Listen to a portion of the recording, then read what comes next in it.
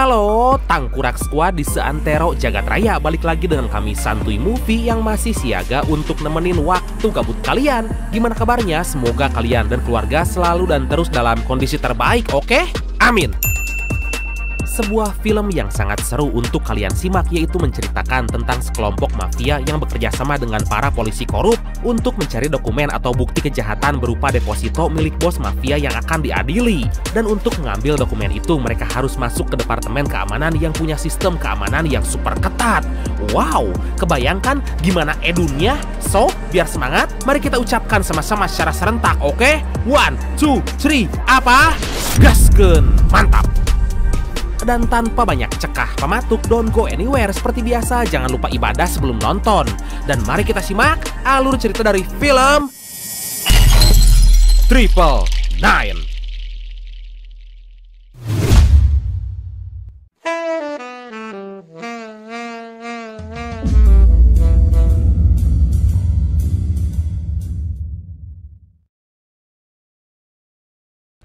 Hey, boy, let's get it done.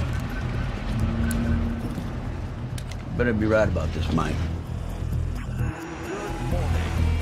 Berlatar di negara Amerika Serikat, tepatnya di kota Atlanta, sebuah mobil hitam yang berisikan 5 orang bersenjata lengkap berencana merampok sebuah bank yang bernama First City Bank. Tujuan mereka ke sana adalah mencuri sebuah safe deposit box yang berisikan data-data rahasia milik bos mafia asal Rusia bernama Vasily.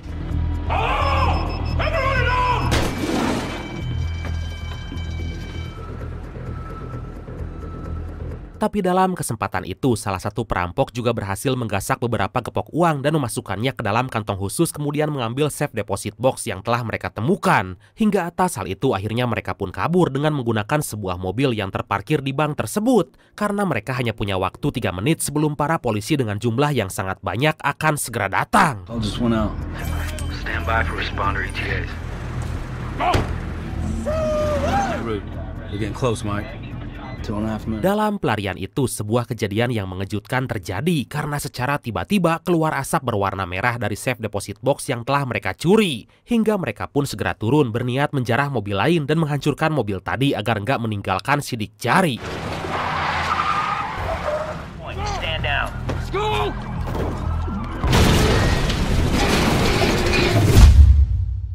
Akhirnya mereka berhasil kabur, kemudian bersembunyi di sebuah gedung untuk berganti kostum.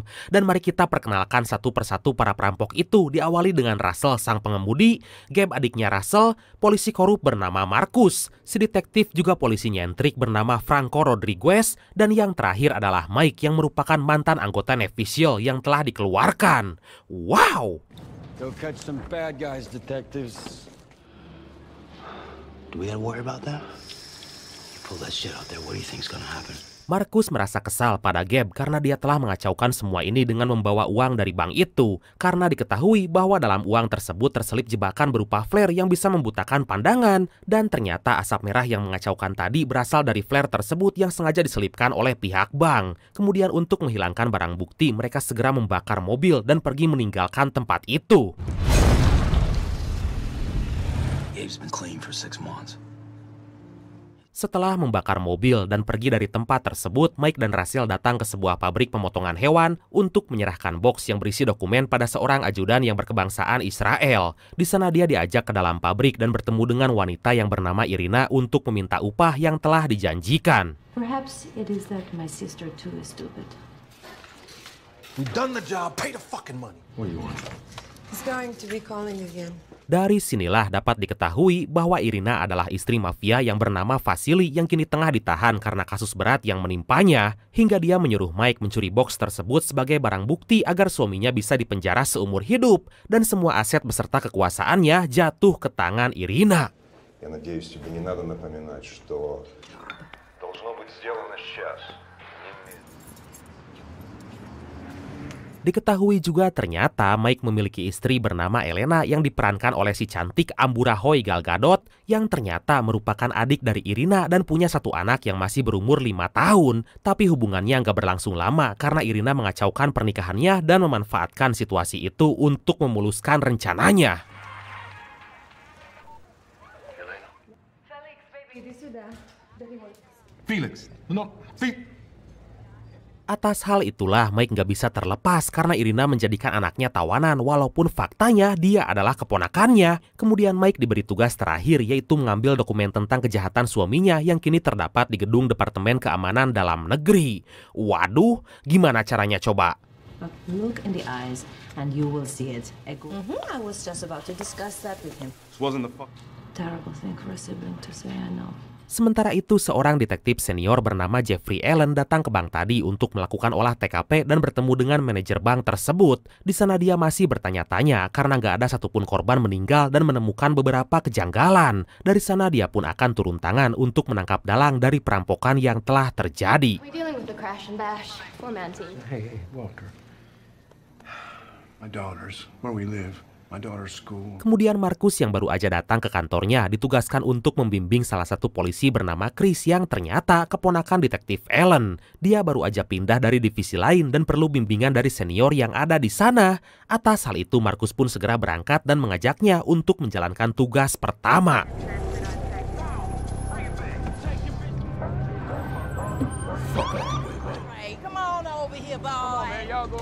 Kembali ke Mike yang merasa bingung menanggapi permintaan Irina, akhirnya menghubungi semua personil untuk bertemu di sebuah tempat, termasuk Russell yang jago di bagian taktik. Tapi saat Russell akan pergi menggunakan mobilnya, secara tiba-tiba dia dibekap dengan plastik oleh seseorang yang gak dikenal.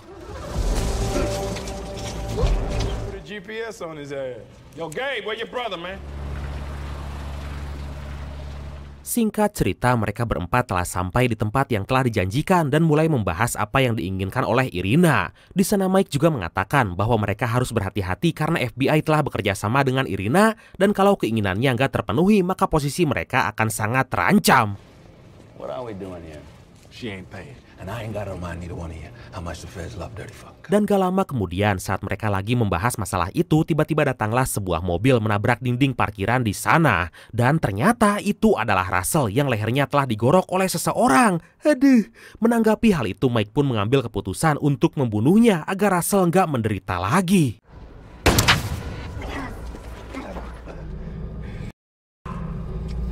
Setelah kejadian itu, Mike segera menghubungi Irina agar mempertanggungjawabkan semuanya. Karena dia mengetahui bahwa itu perbuatan Irina dengan maksud memberi peringatan agar Mike setuju untuk melakukan tugas yang diperintahkannya.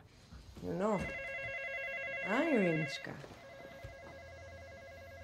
Kini dengan terbunuhnya Russell, mereka pun merasa sangat was-was karena hidup dan matinya bergantung pada si tangkurak Irina. Hingga Marcus memberi ide pada mereka yaitu menggunakan kode 999 untuk menjalankan aksinya itu. Dan maksud dari kode 999 itu adalah polisi yang gugur dalam tugas hingga semua polisi yang menerima kode tersebut akan datang ke tempat kejadian. Dan otomatis target yang mereka incar akan lebih mudah dibobol karena nggak ada yang menjaga.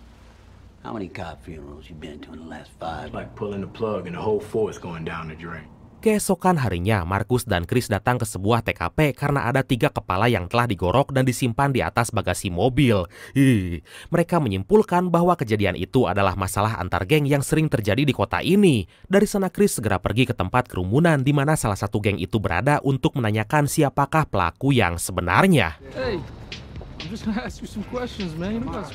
You wanna take care of your partner over there? Tapi karena terjadi kekacauan antara mereka, maka Marcus turun tangan untuk memberitahu bahwa Chris telah salah menanyai ketua geng yang bernama Luis Pinto itu. Dia sangat yakin bahwa petugas akan menemukan pelaku pembunuhan dengan bantuan Pinto karena dia sangat berpengaruh. That's Luis Pinto.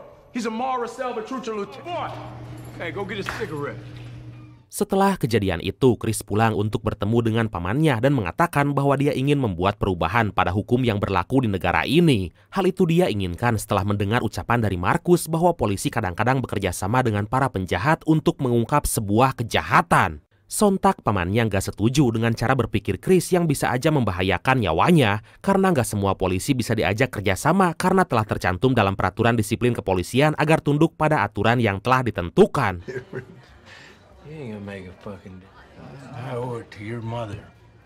Sementara itu Mike yang masih ngenes karena salah satu anggotanya dibunuh, di pagi hari itu dia datang ke rumah Irina menanyakan maksud dari tragedi tersebut. Mike menyarankan agar Irina nggak mengganggu anak buahnya karena dia punya rencana yang sangat matang untuk mengambil dokumen itu dari tempatnya. Kemudian sepulangnya dari sana, Mike segera menghubungi semua anak buahnya agar berkumpul di sebuah tempat sauna. Sounds like it's settled. Jadi rencananya mereka akan mengorbankan salah satu polisi untuk memancing semua anggota kepolisian datang ke TKP.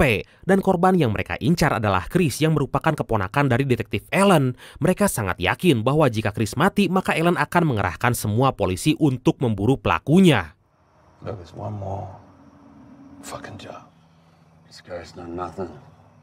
Beberapa waktu kemudian, Marcus mengajak Chris ke rumah Pinto untuk menanyakan pelaku pembunuhan tempo hari sambil meminta bantuan kepadanya agar memuluskan rencana, yaitu membunuh Chris sesuai dengan waktu dan tempat yang telah ditentukan.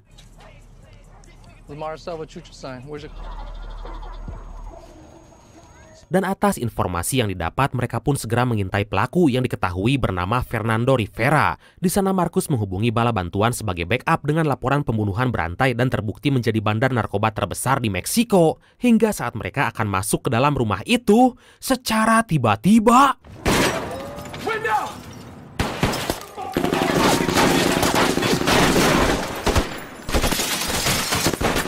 Baku tembak pun terjadi, menimbulkan kekacauan yang sangat besar. Dari sana Chris dan yang lain masuk ke dalam rumah untuk melumpuhkan penjahat itu, walaupun pada kenyataannya mereka sangat merasa kesulitan.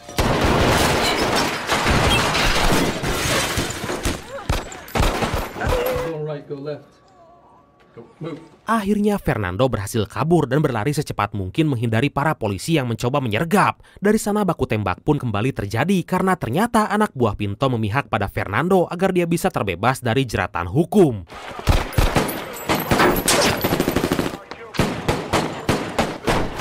Dalam aksi itu, Chris tertembak hingga tergeletak di atas aspal. Tapi untungnya peluru itu nggak mengenai organ dalam karena terhalang oleh rompi anti peluru. Melihat hal itu, Marcus segera mengejar Fernando yang kini mulai terpojok karena kehabisan amunisi.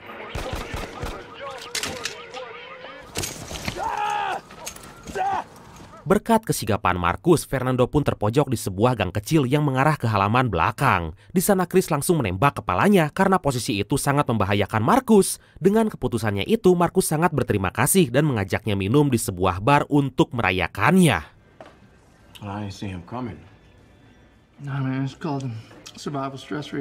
Mereka bersenang-senang sampai larut malam dan mengundang rekan yang lain turut serta. Kemudian tiba-tiba datanglah Gabe menemui Marcus agar dia membatalkan rencana yang telah Mike susun. Tapi ternyata Marcus malah memukuli dan mengusirnya dari bar tersebut karena Gabe kini tengah dijadikan target oleh kepolisian terkait kasusnya yang sering menggunakan narkoboy bersama pacarnya.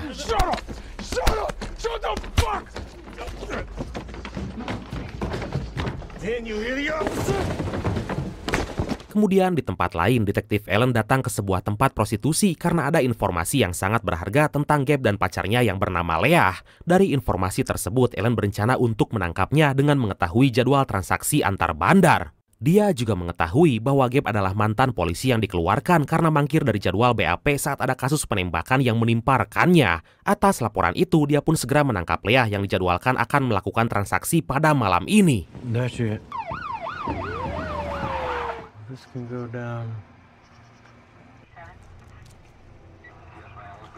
Sementara itu Gabe yang mengendarai motor berhenti di sebuah perumahan elit bermaksud untuk menemui Chris dan melapor bahwa dia telah dijadikan target pembunuhan. Tapi ternyata salah satu anak buah Ellen yang bernama Ling melaporkan bahwa Gabe lagi mengintai rumah Chris. Atas hal itu Ellen pun langsung menyuruh semua unit kepolisian agar segera menangkapnya.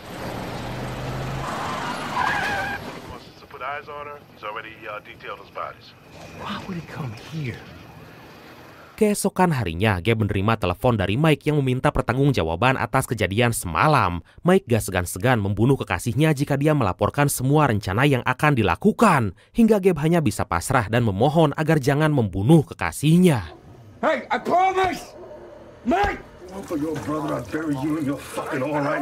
Dengan kondisi seperti ini, Mike akhirnya menyuruh Marcus agar segera melakukan rencana yang telah dibuat. Dia akan membawa Chris ke sebuah perumahan tanpa penduduk dan memberitahunya bahwa di sana mereka akan bertemu dengan seorang informan.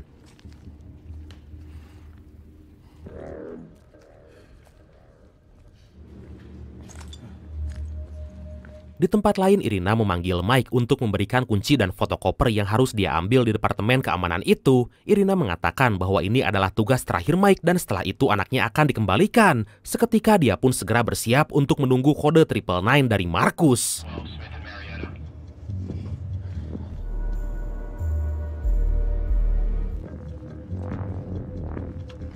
Dalam perumahan itu, Marcus sengaja memisahkan diri dan pura-pura tersesat agar Chris bisa dibunuh oleh Pinto yang telah menunggunya dalam ruangan. Tapi tiba-tiba datanglah Gabe yang memberitahu bahwa semua ini adalah jebakan dan Chris harus pergi dari sini sebelum terlambat.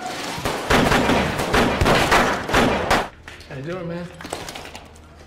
Dari sana Chris langsung menghubungi kepolisian bahwa terjadi baku tembak antara Pinto dan warga sipil. Kemudian atas laporan itu Marcus segera datang agar Gabe gak membocorkan rahasianya. Tapi saat dia telah sampai di sana, secara tiba-tiba 342, officer down, 999. Marcus ditembak oleh Gabe dan peluru itu bersarang di tangkurak kepalanya. Dengan kondisi seperti itu, Chris segera mengirim kode 999 karena ada anggota kepolisian yang terbunuh di tempat. Hingga semua unit kepolisian segera datang ke tempat itu untuk memburu sang pelaku. Mama Marcus.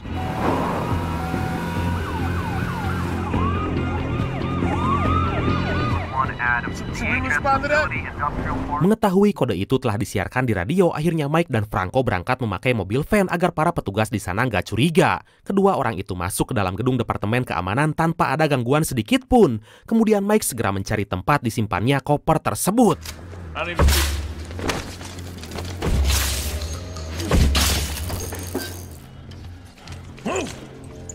Tanpa disangka, ternyata salah satu petugas departemen keamanan berhasil menekan tombol peringatan hingga tersiar ke seluruh polisi. Tapi Ellen hanya berfokus menyelamatkan keponakannya daripada memikirkan aksi perampokan itu, karena dia belum mengetahui siapakah polisi yang terbunuh tadi. So we don't know if Chris is down. We're not sure, Jeff. I need a unit for 211 Adam in progress at DHS. Dia pun akhirnya menyuruh Link dan petugas lainnya agar bisa mengatasi kondisi yang ada di gedung keamanan. Karena dia nggak bisa membiarkan keponakannya terjebak dalam kondisi seperti ini. Hal itu dia lakukan karena merasa berhutang budi pada ibunya Chris saat dirinya lagi terpuruk.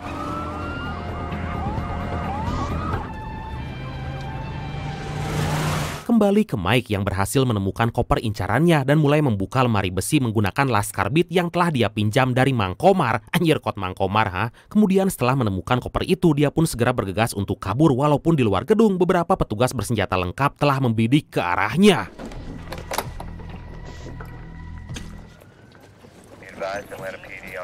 Tapi dengan skill taktis yang dimiliki, mereka pun berhasil kabur meski menerima beberapa tembakan dari petugas kepolisian. Dari sana Franco segera berganti kostum dan segera menghubungi atasannya agar nggak ada yang curiga bahwa dialah pelaku perampokan itu.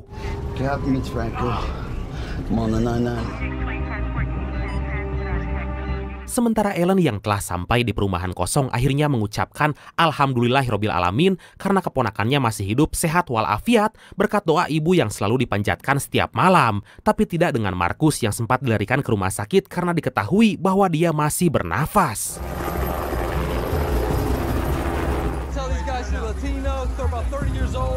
Gak lama kemudian datanglah Franco melihat TKP terkait kejadian yang telah menimpa Chris dan Marcus. Tapi dia berjalan tertatih karena luka tembak yang berhasil mengenai kakinya belum sempat diobati.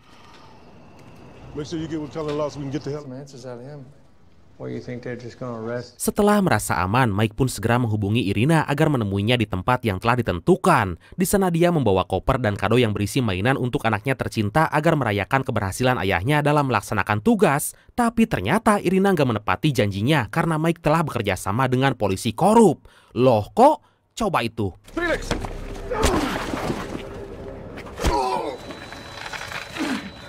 Ternyata Irina mengambil keputusan bahwa anaknya tetap tinggal bersamanya dan Mike akan melakukan pekerjaan kotor lain untuk melayani apa yang diinginkannya. Hingga mereka pun segera pergi dari sana sambil membawa kado pemberian dari Mike. Tapi saat di tengah perjalanan, secara mengejutkan,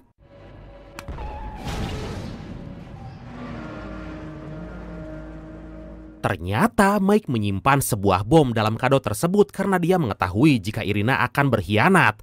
Tegeks ya. Satu masalah pun berhasil dia selesaikan dan segera kabur untuk menjemput anaknya yang kini berada di Israel. Dalam perjalanan, Mike dihentikan oleh Franco bermaksud minta bagian karena telah selesai melaksanakan tugas seperti yang telah dilakukan. Tapi saat Mike akan membagi dua uang tersebut, tiba-tiba Franco menembaknya agar semua uang itu dapat dia miliki.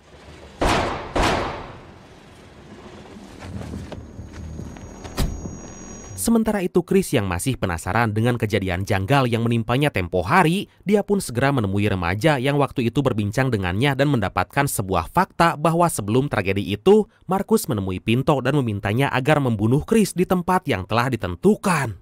Atas informasi tersebut, kini Chris mendapat kesimpulan bahwa Marcus, Mike, Gabe adalah satu sindikat perampokan bersenjata yang saat itu beraksi. Kemudian dari 4 perampok yang saat itu beraksi, kini tersisa tinggal 1 lagi dan dia belum mengetahui siapakah orang itu. They were both stationed at the same precinct together. I say nobody's above suspicion, including me. Dari sana Chris segera pergi ke rumah sakit untuk menjenguk Marcus yang saat ini masih dalam kondisi koma. Hingga datanglah Franco dan mengatakan bahwa dia membutuhkan informasi tambahan dari Chris terkait pembunuhan yang terjadi pada Marcus. Atas hal itu mereka pun segera pergi dari rumah sakit untuk menuju kantor detektif.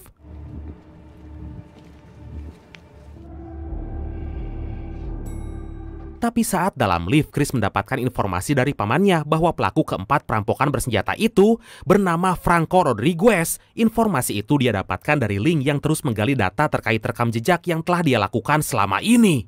Seketika Chris bersikap seolah nggak mengetahui apapun agar menghilangkan kecurigaan. Kemudian setelah di parkiran mereka pun berpisah untuk mengambil mobilnya masing-masing.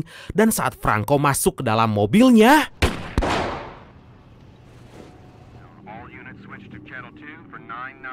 peluru berhasil menembus tangkurak Franco hingga nyawanya nggak bisa diselamatkan. Atas hal itu kasus pun terpecahkan dan untuk saat ini nggak ada lagi oknum polisi korup yang sangat membeliskan. Kemudian saat Chris akan membuka pintu mobilnya, secara tiba-tiba tamat. Beuh, emang sih genre film beginian mah asik banget disimak karena banyak aksi super edun dan kadang endingnya sulit untuk ditebak ya. BTW, kalau ada requestan atau saran film boleh dong diketik di kolom komentar ya Brad. Oke, dan pesan yang bisa kita ambil dari film kali ini adalah keluarga adalah harta paling berharga yang kita miliki, maka jaga dan lindungilah mereka selagi ada. Dah gitu aja, no debat pokoknya mah kalau urusan keluarga mah. Oke Bradku, makasih banyak udah nonton sampai akhir seperti biasa. Mohon maaf karena masih banyak kekurangan. Semoga kalian dan keluarga sehat selalu. Salam sukses, salam santuy, dan see you next time. Bye-bye. Ngopi heula atuh.